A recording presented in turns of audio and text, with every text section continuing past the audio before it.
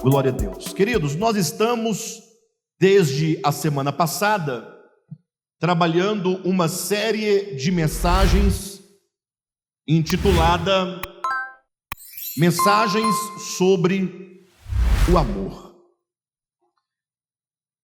Nos dias em que nós vivemos, mais do que nunca precisamos falar sobre o amor de Deus. E não somente falar sobre o amor de Deus, mas precisamos também compreender o amor de Deus. E, sobretudo, experimentar o amor de Deus. Porque se nós experimentarmos o amor de Deus, em cada um de nós, individualmente, na sua experiência humana, sua experiência cristã, sua experiência prática de vida, seremos guardados de muitas coisas ruins que há neste mundo, de muitas doenças psicossomáticas. Seremos guardados de muitas doenças do século, como a depressão, síndrome do pânico, que todos nós estamos, inclusive, à mercê dos males desse século. Humanamente falando, adoecemos, não é? Somos humanos, somos frágeis, somos limitados, mas é preciso que nós mergulhemos profundamente no amor de Deus, para que, conhecendo o amor de Deus e experimentando o amor de Deus, nós possamos aumentar cada vez mais a nossa segurança no Senhor. E uma vez seguros no amor de Deus, não teremos medo algum, não é? Não nos espantaremos diante das dificuldades, das tribulações, das ameaças, mas acontecerá conosco exatamente como diz no Salmo 91, referindo-se àquele que habita, aquele que habita no esconderijo do Altíssimo. Ou seja, o texto começa com uma condição, ou pelo menos indiretamente há uma condição. Ou seja, aquilo que será dito é dito acerca daquele que habita no esconderijo do Altíssimo. O que implica que é possível que alguém não se abrigue em tal esconderijo, sim ou não? E não se abrigando no esconderijo do Altíssimo, não se pode falar das bênçãos decorrentes de se abrigar sobre a sombra do Altíssimo. O Salmo vai dizer: mal algum chegará à tua tenda, porque o Senhor dará ordem a teu respeito aos seus anjos, porque o Senhor fará com que você não tropece em alguma pedra. Você passará pelo vale da sombra da morte, cairão 1000 ao teu lado, 10 à tua direita, mas tu não serás atingido. Lógico que esse salmo não pode ser tomado como alguém que não vai sofrer nada neste mundo. Vamos sofrer sim, está claro, Jesus falou: no mundo tereis aflições, mas tende bom ânimo. O Salmo 91 quer dizer que você passará com o seu coração e o seu espírito e alma ilesos diante de todas as lutas. Você vai passar pelas lutas, pelas tribulações, mas nada poderá afetar teu espírito, nada poderá afetar o teu coração, a tua mente. O Senhor guardará a nossa mente e encherá a nossa mente com a paz que excede todo o entendimento. Amém, queridos? Então, mais do que nunca precisamos nós falar sobre o amor de Deus, conhecer acerca do amor de Deus e, sobretudo, experimentar o amor de Deus. E hoje, o tema que está subordinado à mensagem sobre o amor que nós escolhemos é: por causa do seu grande amor, estar ali, por causa do seu grande amor. Já imaginaram o que essas palavras querem nos dizer? Fiz questão de não colocar o texto, a referência, porque quando eu mandei este post, ou publiquei nas redes sociais, coloquei com um textinho, e o textinho começa com um texto bíblico, mas eu não coloquei referência, exatamente para deixar para hoje à noite nós entrarmos nessas questões tão grandes. Por causa do seu grande amor. Fala com seu coração, abre sua boca e diz: por causa do seu grande amor. E nós vamos nos encaminhar para essa frase, por causa do seu grande amor. Mas antes de chegarmos nessa frase, precisamos de retomar um pouco a história. E eu quero começar, a nível de introdução, a chamar a atenção de cada um dos filhos e filhas de Deus para o fato de que nós precisamos de retomar o nosso juízo, a nossa consciência acerca da nossa identidade, da nossa condição, do nosso chamamento e da nossa esperança. Ou seja, qual é a nossa verdadeira identidade? Interessante, o Rodolfo cantou aqui hoje uma canção, a terceira, salvo engano, em que dizia: eu sou exatamente o que tu dizes que eu sou, não é? Ou seja, precisamos no primeiro momento dessa nossa reflexão resgatar a nossa identidade, sabermos quem nós somos. Precisamos restaurar ou resgatar na nossa mente a nossa identidade, a nossa atual condição, e então restaurar a ideia do nosso chamamento e também da nossa esperança. Então, identidade, condição, chamamento e esperança fala de toda a nossa existência, ou seja, aquilo que nós somos ou como fomos criados por Deus. E agora, então, como um homem criado por Deus, qual é a condição na qual nós nos encontramos? E aí vem o Senhor com o seu chamamento. Esse chamamento aponta para uma esperança. Portanto, toda a nossa vida deve ser colocada agora diante dos nossos olhos. E eu falo assim porque, infelizmente, nós vivemos num tempo tão difícil, um tempo de tantas lutas, tantas tribulações, tantos problemas, tantas dificuldades, e um tempo em que nós lutamos tanto, trabalhamos tanto, projetamos tanto, construímos tanto, que nós vamos nos esquecendo das coisas essenciais. Infelizmente, a gente faz parte de um povo e de uma civilização que, se comparada à visão que Nabucodonosor, ou do sonho que Nabucodonosor teve lá em Daniel capítulo 2, daquela grande estátua, diríamos que nós já estamos nos pés da estátua, profeticamente falando. Lembram da estátua? Cabeça era de quê? De ouro. Os peitos e os braços de prata, quadril e ventre de bronze, as pernas de ferro e os pés, parte de barro, parte de ferro. E se essa imagem fala acerca da história dos reinos deste mundo e, portanto, da humanidade, quando você olha no tempo de Nabucodonosor ainda era ouro, mas o ouro decai para a prata. Há uma degradação de valor, sim ou não? E da prata para o bronze? Veja que na medida que os tempos vão passando, os valores vão se perdendo, do bronze ao ferro e do ferro ao barro, um tempo de profunda degradação, em que os homens fariam muitas coisas grandiosas, como a ciência, a tecnologia, a poesia, a música, a arte de uma maneira geral, mas no que diz respeito à humanidade em si, a minha pessoa, o meu ser, o meu futuro, o meu destino, a minha alma, isso tem sido profundamente negligenciado.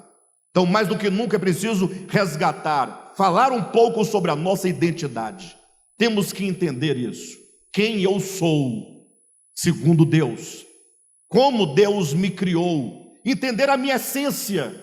Sairmos da periferia dos nossos pensamentos, que são milhares, e nos voltarmos para a nossa interioridade, para o nosso espírito, e buscar em nós essa essência vital que nos faz ser o que somos em Deus e por meio de Deus, para então compararmos aquilo que somos essencialmente com a nossa condição humana.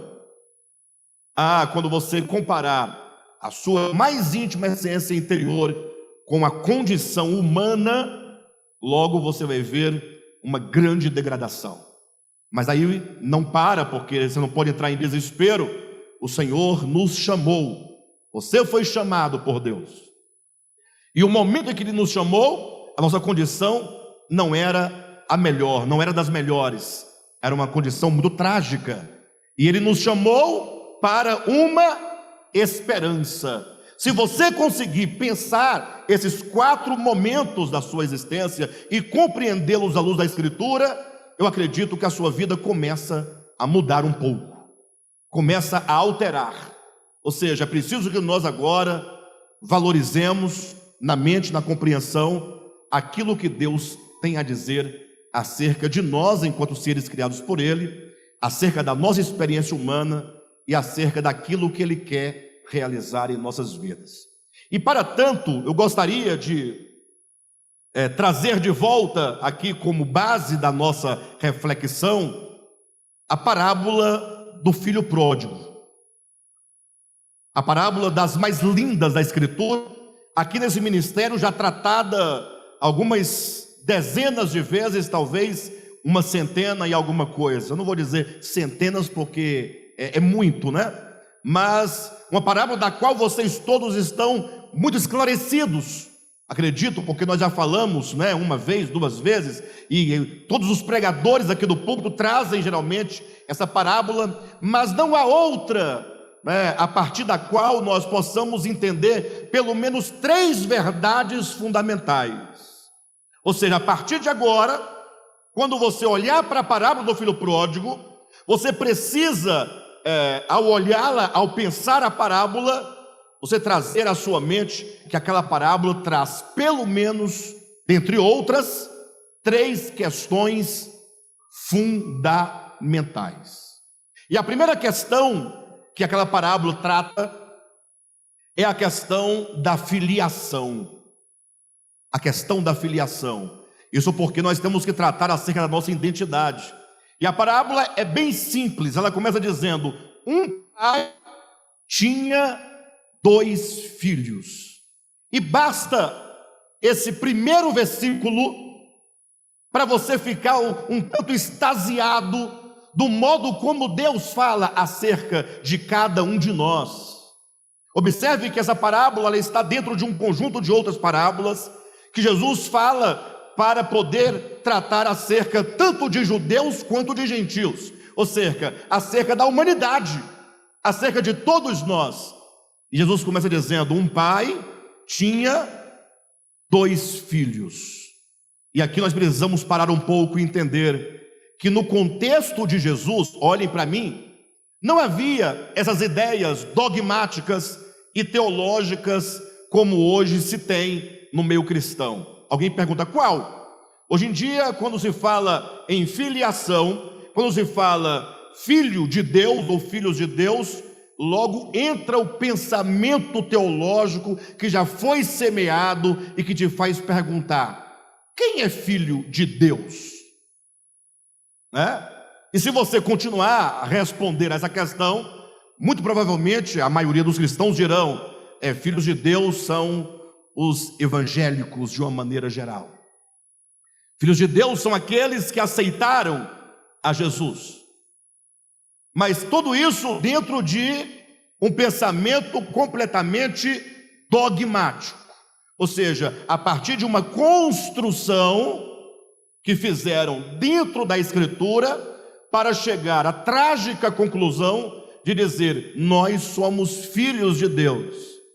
E os demais homens diferentes de nós, porque não entendem como nós, não pensam como nós, estes não são filhos de Deus, né?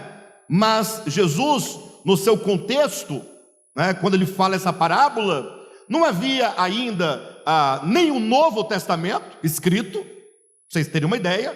Não havia Mateus, nem Marcos, nem Lucas, nem João, nem Atos, nem Romanos, nem Coríntios, nem Gálatas, nem Efésios. Não havia nenhum dos livros escritos, tanto quanto não havia nenhum desenvolvimento teológico acerca do Novo Testamento. Obviamente, ele não existia. E Jesus, portanto, ele está livre para falar a verdade que o Pai lhe comunicou, ou aquilo que do Pai ele ouviu, ou aquilo que no Pai o Filho sabe. Ele diz em vários lugares, se vocês olharem o Novo Testamento, por exemplo, Jesus vai chegar num momento, olhando para uma grande multidão, não estranhem, vocês vão entender tudo no finalzinho, tudo vai ficar muito claro. Mas Jesus chega para uma multidão, para escribas, para fariseus, e o texto de Mateus é claro que Jesus, dirigindo-se às multidões, disse-lhes: a ninguém chameis de pai. Olha que coisa interessante. Imagina só um cristão que for um tanto radical e não compreender bem o sentido do que Jesus está dizendo. O que ele vai fazer? Vai deixar de chamar o seu pai humano de pai. Vai dizer assim: pode falar, seu Zé. Seu Zé, não, você me respeita, eu sou seu pai. E ele diz: não, eu sou proibido de chamar o senhor de pai, porque Jesus disse: a ninguém chameis de pai. Olha que coisa interessante. Mas não foi o próprio Deus, e o mesmo Deus que lá atrás disse: honra a teu pai e a tua mãe, para que se prolongue os teus dias sobre a terra? Não é o mesmo? Então, ou ele está se contradizendo, ou então nós não estamos compreendendo com exatidão o que num e no outro caso se quer ensinar. É lógico que Deus sabe que nós temos pais humanos. Ele sabe porque foi Ele mesmo quem dotou cada ser humano com a capacidade biológica de ser pai. Pai ou mãe, não é? Vocês entendem?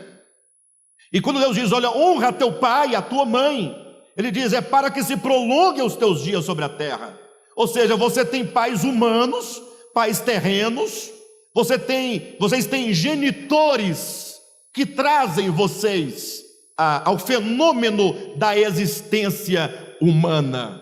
Quando um pai, um homem ou uma mulher geram um filho, esse filho é trazido a este mundo físico, a essa existência temporal, por meio dos pais. Sim ou não?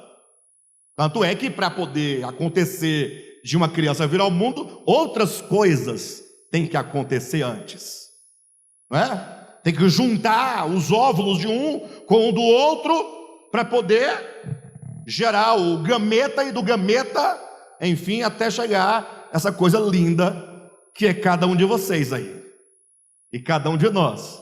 A Vera um dia foi um gameta.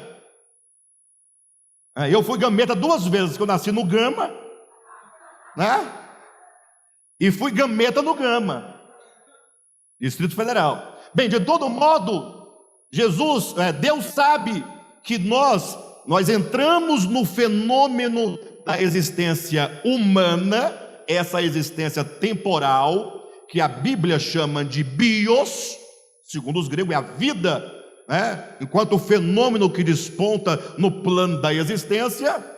Porém, a Bíblia usa uma outra palavra para se referir à vida também, uma outra palavra grega que é zoé, que quer dizer a vida absoluta, que é o próprio Deus. Então existe uma vida que é absoluta, que é vida em si mesma, que é Deus. Mas existe essa vida humana aqui, essa existência humana, né, na qual nós somos gerados, nós vivemos, existimos e temos vida neste plano terreno. Ocorre que o homem, porque ele lida com as coisas temporais, imediatas, sabe que esses 5 sentidos que nós temos, né, que nos dá acesso a esse mundo físico, nos enganam. Sabiam disso? Porque diariamente, 24 horas, nós estamos enxergando o quê? Com os olhos. Estamos enxergando o quê? Qualquer coisa física. Aí você fica tendo a certeza de que isso é real, porque eu vejo 24 horas as coisas concretas. Ficamos 24 horas ouvindo o quê?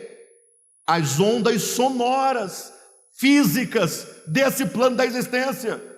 sentindo cheiro, sabor, tocando. E isso vai com o tempo nos fazendo, pouco a pouco, acreditar que a única realidade possível é esta. E aí você acaba orgulhando-se da sua vida, da sua bios. Quem está me entendendo? Aí Jesus fala: aquele que ama a sua vida, a bios, mais do que a mim, a zoé, não pode ser meu discípulo, não pode entrar no reino de Deus. Por quê? É o homem quando chega no ápice do seu orgulho, em acreditar que esta vida aqui, terrena, sob a qual você pensa que tem controle, você chega a ficar orgulhoso de falar: a minha vida, bati aqui no óculos, misericórdia, né? Você fala: não, é a minha vida, ninguém tem nada a ver com a minha vida, da minha vida eu faço o que eu quero. Nesse momento você está ignorando um fator primordial. Essa sua vida bios, terrena, ela é apenas uma manifestação, é apenas um fenômeno que procede da vida, que é o próprio Deus. Deus é a vida. Não existem vidas, existe a vida. E esta vida, que é absoluta em si mesma, não pertence a Deus. Não, é o próprio Deus. Deus não tem vida, Ele é a vida. O próprio Jesus falou: eu sou o caminho, eu sou a verdade, eu sou a vida, Ele é a vida. Em outro lugar, em João 11, ele vai dizer: eu sou a ressurreição e a vida. João, na sua primeira epístola, no capítulo 1, ele, referindo-se aos apóstolos, ele diz: nós, os apóstolos, estivemos com o verbo da vida, nós o contemplamos, nós o ouvimos, nós o apalpamos, e nós agora damos testemunho acerca da vida. Aí explode aquelas palavras dizendo: e a vida se manifestou, e nós a temos visto, e dela damos testemunho. O que ele está dizendo? Que quando diz que nasce em Belém aquele menino, desponta 30 anos depois, em Cafarnaum, começa seu ministério, aquele homem era a própria vida, a própria Zoé, manifestada, encarnada entre os homens, e portanto a vida primordial é o próprio Deus. Quem está entendendo? De modo então que essa vida humana terrena procede da vida. Então, quando Jesus falou assim: honra a teu pai e a tua mãe, ele está dizendo: você tem que honrar aqueles que possibilitaram que você surgisse no fenômeno da existência humana. Esses carecem de quê? De serem honrados. Agora, quando Jesus fala: a ninguém chameis de pai, por quê? Porque só há um Pai, e este é o Pai celestial. Há um Pai de todos vós, não há outro Pai. Ele quer dizer: nunca confira a vida que te permite ser o que você é nesse plano de existência. Nunca pense que a origem é o seu próprio pai terreno, e nem que você é o próprio autor ou aquele que dirige a sua vida terrena. Existe um pai maior, existe o pai primordial. Vocês estão me ouvindo, pessoal? Quem está me entendendo? Existe o pai por excelência. Poderíamos dizer, para todos entenderem, que todos os pais humanos, sejam eles pais, avós, bisavós, trisavós, tataravós, não importa, todos os pais, eles são o quê? São pais terrenos, eles são pais temporais, ok? Entretanto, só existe um pai por excelência. Este é o pai de todos os homens, de toda a humanidade, e esse é o próprio Deus. porque ninguém pode nascer de nenhuma outra paternidade que não seja a paternidade divina, que é Deus, que é a própria vida. E daí nós temos o testemunho da Escritura. Lembram que em outro lugar Jesus fala assim: olha, quando vocês orarem, vocês deverão orar dizendo assim: Pai nosso. É o nosso Pai. Ou seja, primeiramente essa oração começa a nos chamar a atenção para a paternidade divina e para a nossa filiação. Porque você invoca a Deus como Pai, você é filho, Ele é Pai. Só que ao mesmo tempo nos leva a compreender que essa paternidade divina não me é exclusiva. Porque o Pai não é o meu Pai, é o Pai nosso. É o Pai de todos os homens. Alguém pode dizer assim, um teólogo diria assim: só tem um problema, Alexandre. Você se esquece que Jesus está ensinando os seus discípulos a orarem. E portanto o nosso é o nosso dos discípulos, porque eles são muitos, são plural. E portanto se são 12, então só pode ser nosso, na tentativa de deixar os outros de fora. Mas entenda, a própria teologia que você defende e que traz tal raciocínio, ela ensina, sabe o quê? Que a teologia, não sou eu, nem é a Escritura, é a teologia que no seu arranjo disse: esse fenômeno de ser filho de Deus é um fenômeno possível tão somente depois da morte e ressurreição de Jesus. Porque a ideia é, a partir do momento que Jesus Cristo morre na cruz e Ele ressuscita, agora quantos creem nele, nesse formato, morte e ressurreição, se torna filho de Deus. Isso é a teologia. Mas quando Jesus falou, quando vocês orarem, deveis dizer Pai Nosso, foi antes deste momento. E portanto, naquele momento que Jesus ensinava, o Pai Celestial já era Pai. Quem está me entendendo? Então, nada podemos contra a verdade, senão a favor dela. Deus é o Pai de todos os homens.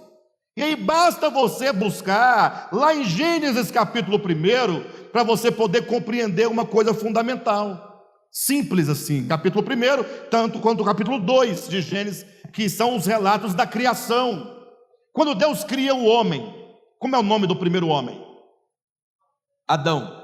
Aí a turma toda cai na bobagem e na tolice de pensar que quando a Bíblia fala de Adão, está falando de um camarada. Sim ou não? Um camarada, um indivíduo que lascou com nossa vida lá no começo. Depois que ele comeu aquela fruta, ninguém mais teve sossego. Não é assim que nós pensamos? Mas não. Duas provas para você entender que Adão lá não é esse camarada que você pensa que fez alguma coisa. Primeiro, a palavra Adão quer dizer humanidade. Primeiro ponto, humanidade. Agora, o segundo ponto que não tem como você se desvencilhar é que Deus criou o macho, está lá, o homem, Adão, e aí ele então decide criar a mulher. Ou não? Extrai da mulher, como vocês sabem de todo o processo, cria lá a mulher, está lá os dois, capítulo 5, versículo 2 de Gênesis, e diz: criou Deus, pois, o macho e a fêmea, e Deus os abençoou, e Deus os chamou os dois, pelo nome de Adão, no dia em que foram criados. Quem é Adão, segundo a Bíblia? É o camarada ou é macho e fêmea? Alexandre pensava que a mulher, a fêmea, era Eva. Eva é o nome que Adão vai dar à mulher depois do pecado. Quando Deus os cria, originalmente diz: olha, vocês dois, macho e fêmea, chamar-se-ão Adão. Imagina Deus chegando na beira do jardim, dizendo: Adão. Aí os dois atendiam por um só nome. Está aí a prova de que Adão quer dizer humanidade. Agora ele diz para este ser único chamado Adão, macho e fêmea, e diz: crescei. Quando Adão, macho e fêmea, crescem, quando eles crescem em tamanho, em metros, quando eles se reproduzem, na medida que Adão vai gerando um filho, 2 filhos, 5 filhos, 10 filhos, Adão está crescendo. Adão é a humanidade. Adão é toda a humanidade. E por isso, quando Deus cria Adão, cria a humanidade, como Deus a cria? Diz que ele sopra nas narinas desse ser o seu próprio espírito. O seu próprio espírito. Agora, cuidado, não confundam, como alguns o fazem, esse sopro divino nas narinas do homem com esse ar que você respira. Respira aí, bem fundo, ó, vai.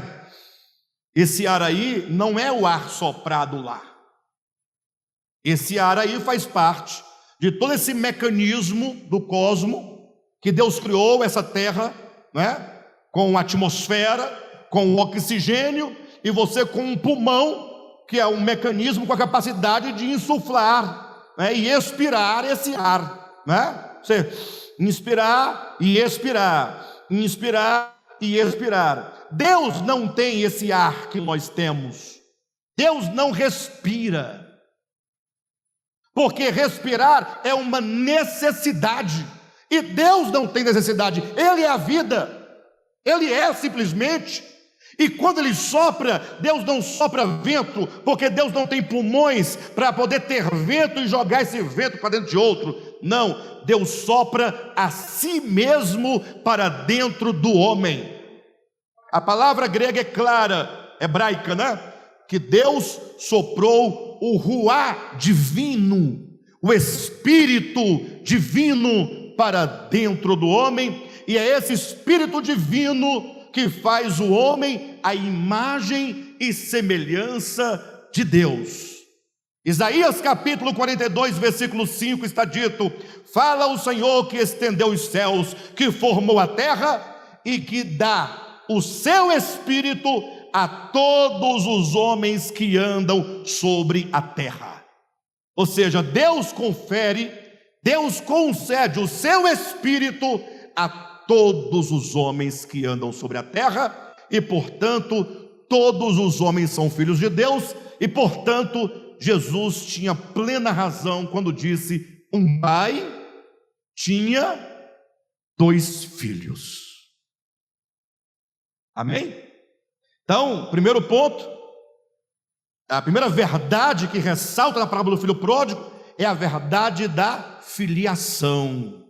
Aquele menino, aquele camarada, aquele adolescente, aquele filho mais moço, que vai sair da casa do pai, ele é um filho. Entenda isso definitivamente. Em nome de Jesus, que você possa abrir mão de tudo que te falaram contrário ao que Jesus ensina, o que a Escritura claramente ensina. E eu sei que você tem dúvida, mas se você me acompanhar, a gente chega lá, ainda hoje eu espero. De todo modo, que você entenda, Jesus, quando falou sobre o Pai Celestial e a humanidade, ele disse que um pai tinha 2 filhos. O filho mais moço, o filho que sai, o filho que se torna pródigo, o filho que se torna miserável, esse representa, no primeiro plano, o homem que abandona Deus. Quando aquele filho sai de casa, o que nós temos? Uma outra maneira de falar o que está em Gênesis capítulo 3. Gênesis 3 diz que o homem, né, come do fruto, toda a questão da queda. Jesus fala daquilo, só que ele usa outras imagens, outras figuras. Na parábola do filho pródigo ele diz, a ideia é a casa, ou seja, um filho que quer ir para uma terra distante, é um filho que não quer a casa, porque casa implica, sobretudo, governo. Um filho que está debaixo ou dentro da casa do pai, está dentro de um governo. E a partir do momento que qualquer um rejeita este governo, até o cuidado que o pai confere soa como algo ruim. Ou seja, se eu receber o cuidado, ele vai me obrigar a obedecer ao governo. Quem está me entendendo? Então, para que não tenha essa justificativa, eu vou me embora, porque aí eu não tenho o cuidado, mas também não tenho o governo, porque eu posso cuidar de mim mesmo, eu posso muito bem viver a minha vida. E ali ele sai. A parábola é clara, vocês sabem de toda a história. E o que acontece com aquele jovem? No primeiro momento, ele ainda tem uma energia, ele começa a dissipar os seus bens, sim ou não? Atenção, a palavra bens, lá na parábola do filho pródigo, Lucas 15, ou em outra versão, a palavra haveres, ele começa a dissipar os haveres, ou dissipar os seus bens. A palavra lá é bios, ou seja, aquele menino representa o homem que é filho, só que agora um filho rebelde, um filho que se revolta contra o pai, é um filho que diz: olha, eu não preciso da vida zoé, dessa paternidade, mas eu tenho a minha vida, e eu quero viver a minha vida. E quando ele começa a viver a vida dele, ele começa a dissipar os bens. Quais são os bens que Deus nos deu? A vida. A sua vida é o maior bem e que procede de Deus. E é de Deus. Só que agora aquele garoto, ele começa a dissipar os seus bens no sentido de gastar a sua vida. Como é que alguém gasta a sua vida? Como é que alguém pode dissipar a sua vida? Ouça uma coisa com atenção. Você talvez não concorde comigo. Outros concordarão, mas não darão nenhuma importância a esse fato.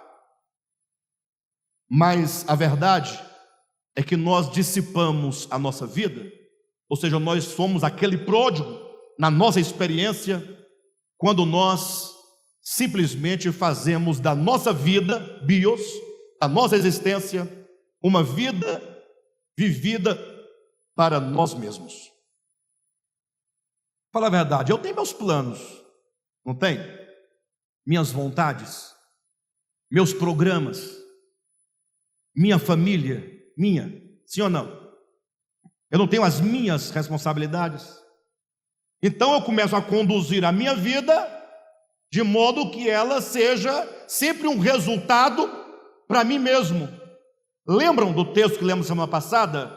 Quando diz: o amor de Cristo nos constrange, sabendo nós isto, que Cristo morreu, Cristo morreu por todos, para que aqueles que vivem não vivam mais para si mesmos, mas vivam para aqueles pelos quais morreu. Então, nós somos os pródigos, somos os dissipadores dos bens que Deus nos entregou, quando nós começamos a viver para nós mesmos. Ou seja, quando Deus não faz parte dos nossos planos. Deixa eu colocar melhor. O que nós vivemos hoje é basicamente assim: para uns Deus não faz parte de plano algum. Para lá, negócio de Deus, de Zoé, bobagem. Isso aí é eu mesmo, e se eu não cuidar de mim, ninguém cuida, pronto. Mas tem velado, sobretudo nos evangélicos, a seguinte ideia, preste atenção: Deus faz parte dos meus planos. Só que Deus é uma parte entre outras partes. Então eu tenho várias partes na minha vida, uma delas é Deus. Deus é alguma coisa a quem eu recorro na hora certa.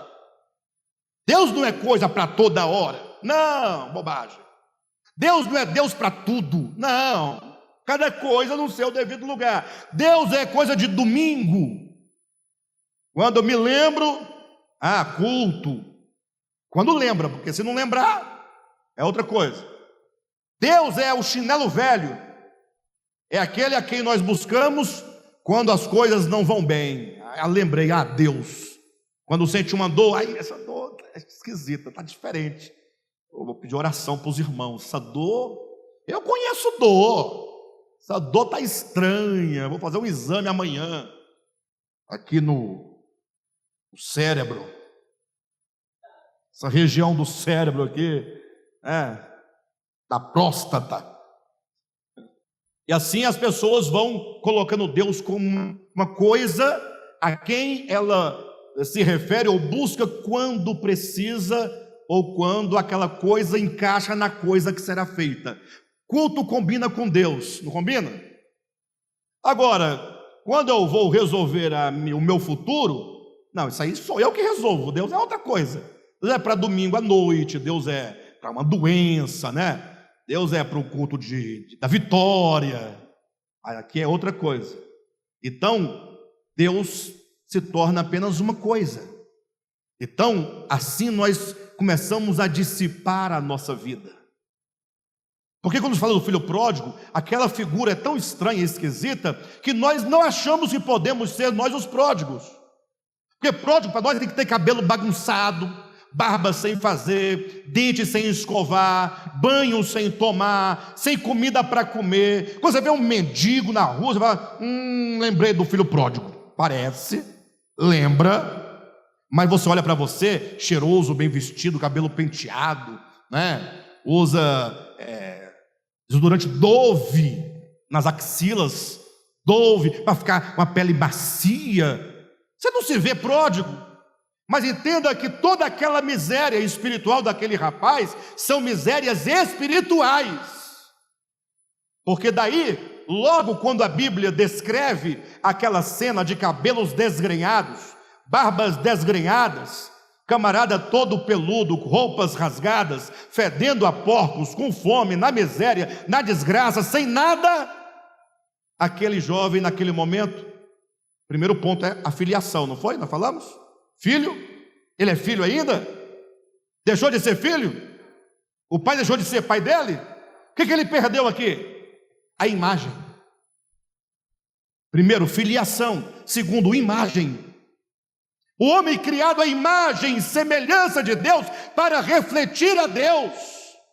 Mas quando o homem vai permitindo que a imagem de Deus que está no nosso espírito seja embaçada, e mesmo colocamos uma máscara por sobre a semelhança de Deus, nós desfiguramos a imagem, porque agora ao olhar para nós, ou quando alguém olha para aquele pródigo, diz, não é filho daquele homem, não pode, não reconheço. A imagem está embaçada. Podemos dizer, no geral, no plano geral, que o homem perdeu a imagem de Deus. Quem está me entendendo? Só para se entender, perdeu a imagem.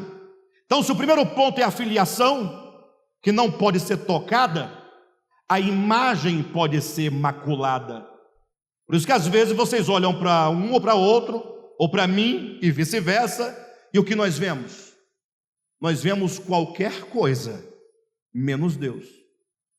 Não raras vezes vemos um demônio. Acontece? De olhar para o ser humano e falar, sou endemoniado. Está possesso, sou endemoniado. Sim ou não? Endemoniado, se não me engana. Na briga, na contenda, quando aquela ira vem, o camarada fica babando, explodindo. Acontece conosco, não? A imagem está desfigurada. Perdendo-se a imagem, perde-se também e, sobretudo, a posição de filho. Deixa eu perguntar para vocês, aquele jovenzinho lá, o pródigo, lá naquela condição de miséria, ele era um filho, sim ou não? A prova é que no seu retorno, o pai vai dizer o quê? Este meu filho estava perdido e foi achado. Ou seja, quem estava perdido? Vamos lá, quem estava perdido? Diga o filho. E quando o filho está perdido, ele é filho? Este meu filho estava perdido, o filho estava perdido. Não era um estranho, era o filho perdido. Mas o perdido é filho, senão não pode ser filho perdido. Ou não? Mas é lógico, é a lógica da questão. De todo modo, aquela condição era uma miséria espiritual. E agora, quero ler com vocês um texto, antes de nós prosseguirmos. Está em Efésios capítulo 2, o texto que foi lido na abertura dessa reunião. Quando vocês encontram, vamos nos recordando. Eu dizia que 3 verdades são destacadas na parábola do filho pródigo. A primeira é a verdade acerca da filiação de todos os homens. A segunda é a questão da imagem, que por causa do pecado, essa imagem divina no homem está embaçada, está perdida. A terceira verdade é a posição. Aquele filho naquela condição, naquelas misérias, ele não estava na posição de um filho. Filho, mas fora da posição. Quem está entendendo? Você passando, vendo aquele filho, você diria, eis aqui o filho do fulano? Não, assim, eis aqui um cuidador de porcos. Ele não deveria estar ali. Ele deveria estar na casa do pai, vestido, sandália nos pés, sim ou não? Mas estava numa posição inadequada para alguém que é filho de Deus. Capítulo 2 de Efésios, temos aqui uma demonstração dessa condição na qual nós nos encontramos, ou nos encontrávamos, que é essa condição de profunda miséria espiritual, de alguém cuja imagem fora perdida e cuja posição de filho também fora perdida. Capítulo 2, versículo 2, do 2 em diante. Podemos ler do 1 também, sem problema, tá? Ele vos deu vida, estando vós mortos nos vossos delitos e pecados. Só para vocês irmãos entenderem bem o que está em oposição à vida aqui, no versículo, a morte. Ele vos deu vida, estando vós mortos. Você quer entender o que significa ele vos deu vida? Entenda, estando vós mortos. A morte significa um estado de separação. Há pelo menos 3 tipos de morte na Bíblia. A morte que é a separação do homem em relação a Deus.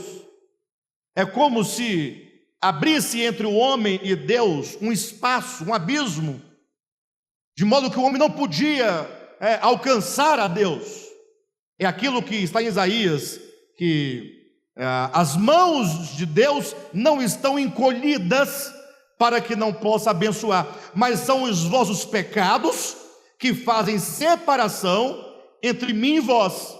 Os pecados geram separação entre o homem e Deus. Essa separação é morte, que nós chamamos de morte espiritual. Porque o segundo tipo de morte seria a morte física, quando a alma e espírito se separam do corpo e acontece a morte física. Perfeito? Mas não é morte total, é a separação do corpo e da alma. Mas a Bíblia fala de um terceiro tipo de morte, que é a morte eterna. É quando o homem integral, espírito, alma e corpo, se separarem efetivamente da vida, que é Deus, e portanto morte eterna, né? Que é o banimento eterno de qualquer forma de existência. Então, quando diz, estando vós mortos em vossos delitos e pecados, estando vocês separados de Deus. O filho pródigo estava separado de Deus? A humanidade está separada de Deus? Então, num dado momento, Deus fala, eu vou superar esse abismo que há entre eu e você. Entre Deus e o homem há um abismo. Quem está me entendendo? Existe um abismo chamado morte. E esse abismo chamado morte é causado pelos nossos pecados. Num dado momento Deus fala, eu vou superar esse abismo, Eu vou superar essa distância. É como a parábola do bom pastor, em que o bom pastor vai em busca da ovelha. Ele vai onde ela está. E quando então Cristo supera esse abismo e encontra com o homem, nós somos reconectados. Nós recebemos vida.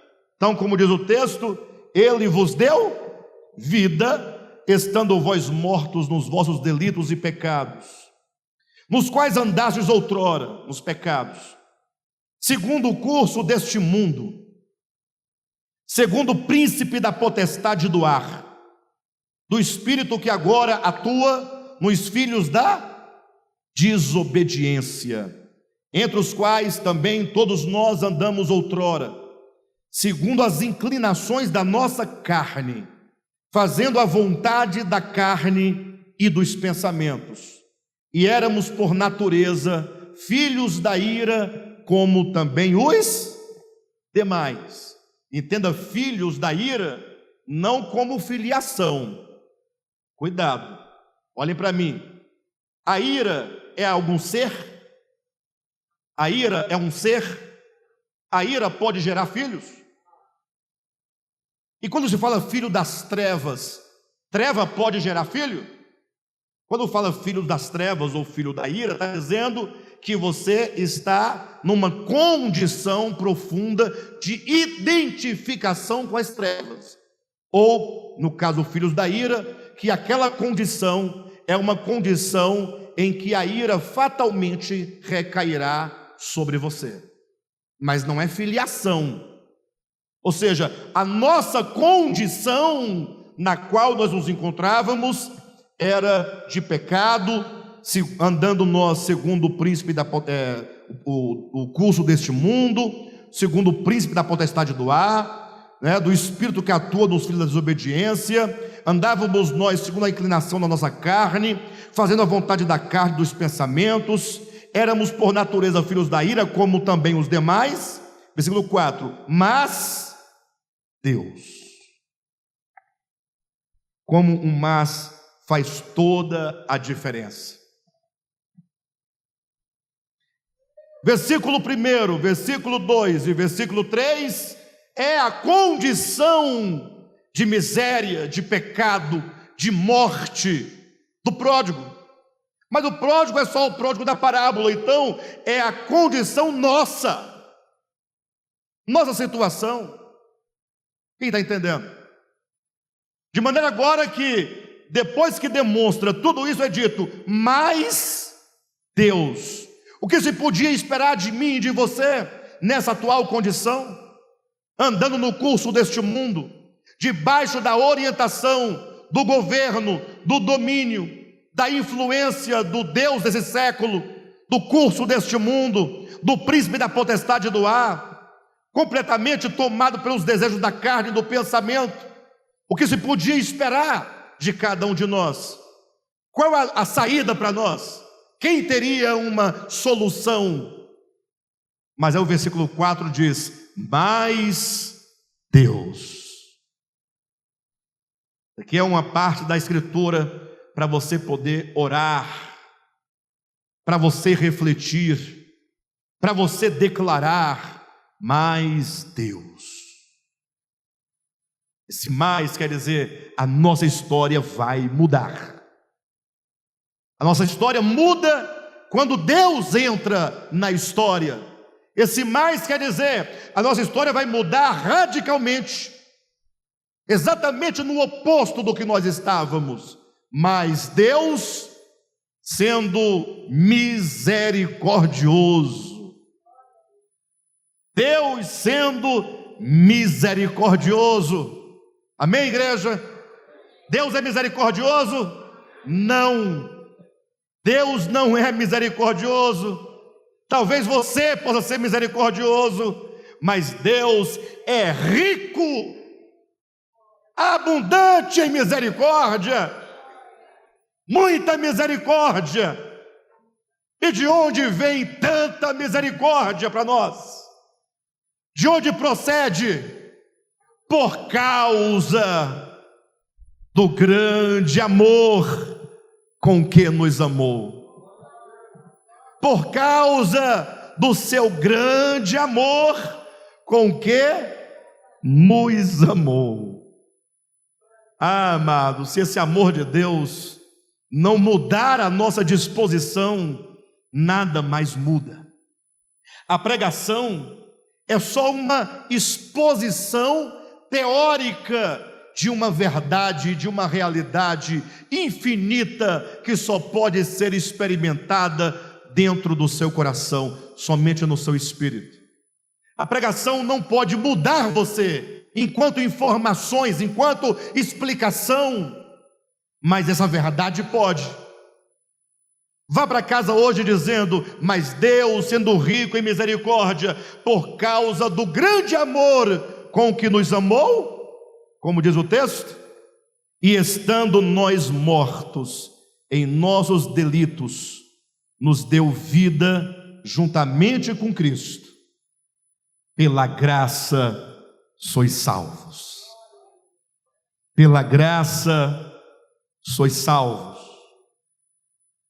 Nenhuma retaliação, nenhuma condenação, nenhuma palavra lançada no rosto, é pela graça, é a graça de Deus, é o amor de Deus, é a misericórdia de Deus. Versículo 6: e juntamente com Ele nos ressuscitou e nos fez assentar nos lugares celestiais em Cristo Jesus.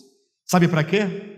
Ele faz isso para mostrar nos séculos vindouros a suprema riqueza da sua graça em bondade para conosco em Cristo Jesus.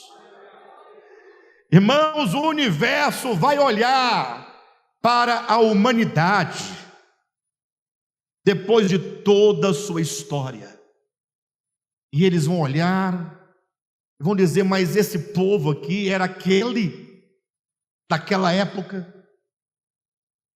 aquele povo atribulado, aquele povo perturbado, desaforado, rebelde. Aí quando falar: mas isso aqui é obra de Deus, aí todo o universo vai dizer: como Deus é gracioso. Porque só um Deus verdadeiramente que é amor, cheio de graça, rico em misericórdia, para poder dar uma chance para cada um de nós. E não somente nos dar chance, porque dar a chance pode ser que vai, pode ser que não vai, é só uma possibilidade. Chance é possibilidade, mas não, a mesma graça que nos dá a possibilidade é a graça que nos capacita a vencer o pecado. Ou seja, é Ele próprio, aquele que começou boa obra em vós, há de terminá-la, há de completá-la até o dia de Cristo Jesus. O problema é que o dia de Cristo Jesus está longe, a gente não enxerga Ele. Mas quem começou vai, e aí você resiste, e aí você não resiste resistindo, mas resiste fingindo não resistir, dizendo: é isso mesmo, Deus é gracioso, é maravilhoso, só que você não contribui com essa graça, você não permite contribuir, não é que ela seja insuficiente, é que você não permite que ela acesse as regiões do seu coração. A graça de Deus é suficiente, totalmente suficiente em si mesma, mas é preciso que você diga: Senhor, trabalha no meu coração, entra no meu coração, ilumina meu coração. Quando nós começamos a nos tornar receptivos a essa graça, ela começa a operar em nós, e aí a obra de Deus vai acontecendo em nós, dentro da velocidade ideal, diríamos assim. Mas é possível que alguns, sabendo disso, concordando com isso, entendendo isso, ainda assim prefira viver a sua própria bios, sua própria vida para si mesmo. Que tal nós começarmos a partir de agora a experimentarmos esta vida, a qual é dita que o Senhor nos deu, estando nós mortos em delitos e pecados. Estava lá o pródigo, naquela condição, e o texto é claro quando diz, caindo em si. Olha, irmãos, essa é a chave. Não tem outra chave. Estaria o filho pródigo da parábola até hoje na mesma condição, se não tivesse se despertado para o amor do Pai. Não teria mudado a sua vida. Alguém vai dizer, Alexandre, presta atenção, mas é Deus quem fará o camarada cair em si. Eu digo assim, eu tenho minhas dúvidas. Como assim? Não é Deus, não? Eu diria o seguinte, de duas uma, presta atenção, tente me compreender.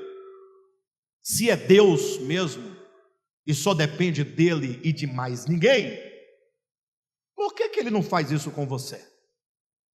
Por que você está batendo a cara na parede, está caindo no buraco, e depende dele fazer você despertar, e ele não desperta? Por quê? Ele está brincando com você? Fica mais um pouquinho aí, aprender, depois eu resolvo, hein? Aí ficando por aí. Será que Deus é assim? A segunda coisa, por que será que Deus nos fala as mesmas verdades todos os dias, por meio de várias circunstâncias? Será que esse falar de Deus não é tentando acessar a fechadura da porta do seu coração, que está cheia de, toda entupida? Me recordo um dia, Monivaldo, na época, queria aprender a tocar violão. Aí ele comprou um violão muito bonito, vermelho, caro. Aí um dia tocando num lugar, aí ele saiu, fica com o violão, depois você leva para mim. Ele saiu primeiro, fiquei com o violão dele. Na época eu tinha um Fiat Uno, vermelho, bem novinho, 96. Aí peguei o violão, coloquei no tampão de trás do carro, assim, atrás do banco de trás, né? Tem um tampãozinho, coloquei lá em cima. Fui para uma inocência, coloquei o carro na garagem, fui dormir. Dia seguinte acordei cedo de manhã, para sair bem de manhã cedo do trabalho. Quando eu fui abrir o cadeado para abrir o portão, estava cheio de palito de fósforo entupido. Aí eu, na minha inocência, falei, rapaz, quem foi que entupiu o cadeado? É uma pessoa muito má, entupiu um cadeado, não? Até pensei que eu estava pagando um pecado que eu cometi lá atrás, que envolvia cadeado também, mas não vem ao caso. E eu, sem perceber, sem me tocar, aí de repente caí em mim, no caso, caí em mim mesmo, falei, o violão. Quando olhei para o carro, cadê o violão? Quando olhei para o sonzinho do carro, aquele simplesinho, Sony, arrancaram pelo fio tudo. Aí o camarada, com medo de eu me levantar de madrugada e ir atrás dele, eu vou entupir aqui, que até ele desentupir isso aqui, até ele abrir esse portão, eu estou longe. E às vezes a fechadura do nosso coração, onde a palavra de Deus acessa para abrir, está toda entupida. O ladrão das nossas almas, o Deus desse século, nosso ego perverso, não permite que a palavra entre nessa fechadura e faça o movimento necessário. É Deus quem faz todas as coisas em nossas vidas. Porém, nós certamente precisamos, a cada vez que ouvirmos a sua palavra, falar, Senhor, acessa meu coração, desentope essa fechadura, abre essa porta, Senhor, que a tua palavra entre em mim, que a tua palavra faça um efeito em mim. E não ficamos simplesmente ouvindo com atenção, mas sem reter a palavra, sem absorver a palavra. Quando aquele menino, caindo em si, o momento que ele se lembrou, e disse: na casa do meu pai tem pão com fartura. Olha as palavras que vêm à mente de alguém quando cai em si. Eu tenho um pai. Eu tenho um pai. E esse pai tem uma casa. E nessa casa tem fartura. Lembra das palavras de Jesus? Não se turbe o vosso coração. Crede em Deus, credes em Deus, crede também em mim. Na casa do meu pai há muitas moradas. Se não fosse assim, se não houvesse, eu não vos teria dito. Eu não estaria dizendo que tem as casas, que tem a casa do pai, que tem lugar para você. Aí ele diz: eu vou preparar um lugar para você nesta casa. O lugar na casa do pai, de todos os seus filhos que um dia saíram dessa casa, nos é garantido por meio da obra de redenção de Cristo Jesus. Ele veio abrir esse caminho na nossa consciência e no nosso coração. Agora eu imagino que naquele momento, quando aquele filho caindo em si, e ele lembra do pai, e ele diz: voltarei. Este é o momento em que é dito: ele vos deu vida, estando vós mortos. Naquele momento o menino recebe vida, ele renasce, ele é religado com o pai, ou pelo menos começa um processo de religamento. Começa a se religar, e ele começa a caminhar de volta. Cada passo é um ato de fé, cada passo é uma decisão, cada passo é um ato de perseverança. E quantos filhos hoje em dia não estão voltando para a casa do pai? Eu não direi que nós voltamos, não, nós estamos voltando. Nós estamos voltando. Alguns nem caíram em si ainda, outros já caíram em si. E todos quantos caem em si, começam o seu retorno. E começam a voltar. E nós, na nossa ignorância, voltando, ficamos pensando: o que eu direi quando encontrar com meu pai? Aí nós ficamos tentando, se não podemos dar uma justificativa, vamos pelo menos amenizar a situação. Pai, pequei contra os céus, pequei contra ti, não sou digno de ser chamado teu filho, recebe-me pelo menos como um empregado. O que vocês acham dessa oração? Bonita ou não? Linda. Eu acho mais do que normal e natural. Olhem para mim, depois de tudo que aquele menino fez, ele fala isso: pai, vamos lá, por etapa. Primeiro, pequei contra os céus, pequei contra ti. Está certo ou está errado? Não sou digno de ser chamado teu filho, receba-me pelo menos como um empregado teu. Eu acho que essa oração é linda, eu acho ela perfeita. Só tem um problema: ele orava sim, porque não conhecia o amor do pai.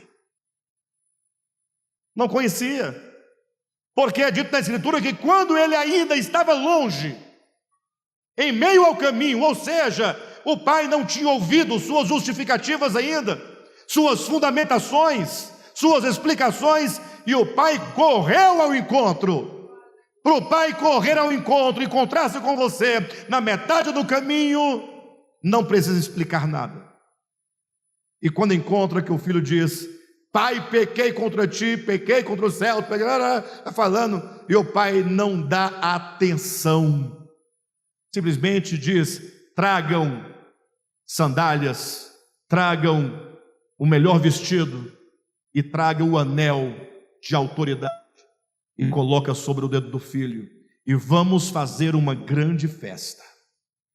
Quando esse filho está dentro da casa, calçado, com vestes novas, anel no dedo, ele teve agora reestabelecida a sua posição de filho. Ou seja, não era algum estranho que se tornou um filho, mas é o filho que, tendo outrora, sendo filho, perdido a imagem e perdido a posição de filho, agora recupera a imagem, recupera a posição, e quando isso acontece, há uma grande festa. Por isso que Paulo, explicando este fenômeno, da restauração, do renascimento, da recuperação da posição, lá em Gálatas capítulo 4, ele diz que na plenitude dos tempos, Deus enviou o seu Filho, nascido de mulher, nascido sob a lei, para nos resgatar, de debaixo da condenação da lei, debaixo da maldição da lei, para então nos conceder, aí na Bíblia de vocês toda está escrito, a adoção de filhos. Adoção de filhos, no grego é a hoiotesia, que quer dizer a posição de filhos. Agora, veja que coisa interessante, passa para o versículo seguinte, Gálatas 4, versículo 6, e porque vós sois filhos, vírgula, enviou Deus ao nosso coração o Espírito do seu Filho que clama, Abba, Pai. E aqui eu encerro a mensagem com esse texto, mas tem 3 coisas aqui que nós temos que entender. Não são 3 itens que eu vou desenvolver, não, vou acabar agora, pode descansar, amém? E quando eu falo do amor de Deus, não pode gastar muito tempo, que cansa, e até porque temos coisas mais importantes para fazer do que falar sobre amor de Deus, é uma bobagem, De todo modo, primeiro ponto, é o segundo, para o nosso entendimento, Deus enviou ao nosso coração o Espírito do seu Filho. Quem entendeu? Primeiro ponto, olhem para mim, Deus enviou ao coração da Vera o Espírito do seu Filho. Quem está entendendo? Deus enviou ao coração da Paola o Espírito do seu Filho. A maioria dos cristãos só entendem essa parte, a do meio. Deus enviou ao nosso coração o Espírito do seu Filho. Eles falam assim, está vendo? Quando alguém recebe o Espírito do Filho de Deus, se torna filho de Deus. É assim que eles pensam, que dizem, porque não leram o versículo todo e não entenderam. Então, é verdade que Deus envia ao nosso espírito, ao nosso coração, o Espírito do seu Filho? Sim, amém? 2, por que Ele envia o Espírito do seu Filho a nós? Por quê? Ou seria outra pergunta, Ele envia a quem o Espírito do seu Filho? Aqueles que são filhos, está na sua Bíblia. E porque sois filhos, Vera, porque você é filha de Deus, é por esse motivo que Deus envia ao seu coração o Espírito do seu Filho. Diga amém. Por que Deus envia a nós o Espírito do seu Filho? Porque nós somos filhos. Deus envia o Espírito do seu Filho a quem não é filho? Não, envia o Filho. Ou seja, a razão por que o Espírito do Filho nos é dado é porque somos filhos. Aí a Vera, atenta, fazendo agora aula de leitura, a fera, fala assim, Alexandre, agora me levantou uma dificuldade. Por que Deus haveria de enviar o Espírito do Filho dele para mim, se eu sou filho? Não faz sentido, faz? Faz sentido? Ei, ele é filho, o Espírito do Filho dele. O Cristo é o Filho de Deus? Ele é filho? E eu sou filho? E se eu sou filho e ele é filho, por que o Espírito do Filho dele tem que entrar em mim, que também sou filho? Por que ele tem que me dar o Espírito do Filho dele, se eu sou filho? Eu disse que o versículo tem 3 partes. A primeira, porque sois filhos. A segunda, ele envia ao nosso coração. A terceira, que clama Abba Pai. Ah, irmãos, aqui que está o grande segredo. É porque sendo nós filhos, e estando nós naquela condição do pródigo, nós não nos vemos como filhos. Não reconhecemos a Deus como Pai. E é preciso que o Espírito do Filho de Deus, nós também somos filhos, só que o Filho de Deus não está na condição nossa. O Filho de Deus é profundamente sensível à paternidade divina. Na cruz ele dizia: Deus meu, lembra? Por que me desamparaste? Mas no outro lugar, ele diz: o Pai me ama. Quando ele diz Deus meu, ele invocava o Pai como Deus, no sentido, por que Deus deixa este homem humano aqui nessa luta sozinho? Era a humanidade reclamando a presença divina. Mas quando ele diz, em João capítulo 8, o Pai me ama, ele está dizendo, o Cristo de Deus, que aqui fala, enviado de Deus para a humanidade, ele é o meu Pai. O Filho de Deus é profundamente sensível à paternidade divina e é claro da sua identidade de filho. E agora então Deus fala: eu vou enviar o Espírito do meu Filho, para que dentro de você, junto com a essência divina no seu interior, junto com a filiação sua, você é filho, começa a clamar dentro de você, dizendo: Vera, diga comigo, Pai. Vera, clama comigo, dirija-se a Deus comigo, Pai. Meu Pai, Abba Pai, Paizinho. Ou seja, Deus envia o Espírito do seu Filho aos seus filhos para tornar os seus filhos sensíveis àquilo que eles são, filhos. Então é o próprio Cristo em nós que começa dizendo: Pai, e você começa a ouvir aquela voz. Daqui a pouco você vai fazendo uníssono com essa voz de Cristo dizendo: Pai. Daqui a pouco está: Pai nosso que estás nos céus. Oh meu Pai, o Senhor é meu Pai, na casa do meu Pai. E aí você começa a se voltar. O Espírito de Cristo é nos dado para que possa tornar sensível a nós o nosso espírito de filiação e para nos ajudar a invocar a Deus como Pai. Não é fácil, depois de anos e séculos e milênios separados de Deus, começarmos a invocar a Deus como Pai, sem que seja um rito, mas do fundo do coração. Mas tudo isso por causa do seu grande amor. Amém?